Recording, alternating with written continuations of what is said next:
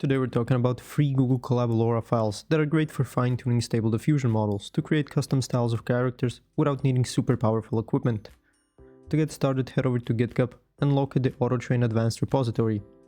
This repository includes everything we'll need for Stable Diffusion training through Google Colab. You can just search for AutoTrain_Advanced and find the Open in Collab option. Click on it and a new tab will open in Google Colab. You can obtain your Hugging Face token by signing up or logging in to huggingface.co. Copy the token and paste it into the notebook where prompted. Now here's a tip: run training sessions during less busy hours to get better Collab performance, and remember to reset tokens if sharing Collab files with others. Now we'll need the En-ROAD token, which allows the notebook to create a temporary tunnel to access training data. Sign up to En-ROAD to get your token, then copy the token and paste it back in Google Colab as prompted. If you're signing up as an application developer during En-ROAD registration, this will help streamline your process. Now we'll connect the Collab notebook to Google's GPU, which gives us the power we need to run Stable Diffusion on Collab. Simply click on Connect in the top right corner. Make sure the connected indicator displays at the top to confirm the access to Google's 15GB VRAM GPU, which is enough for Stable Diffusion training.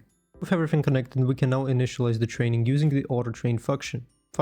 This will download all necessary packages and prepare the model. Click the play button to start the AutoTrain setup.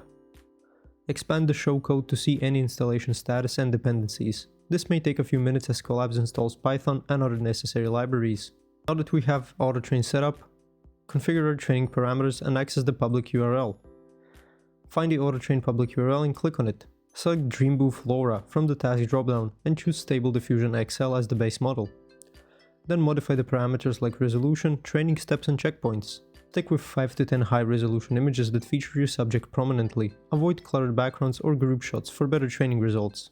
Training images are the heart of LoRa training. Here's how to gather the best photos. Search Google for high resolution images relevant to your subject. Choose images with minimal background clutter and avoid many people. Drag your image files into the upload section in Collab and use 6 to 10 images that are similar in lighting and angle for more consistent LoRa. Then simply click Train and let Collab do the work. Ignore payment warning, Google Colab's free tier covers this instance.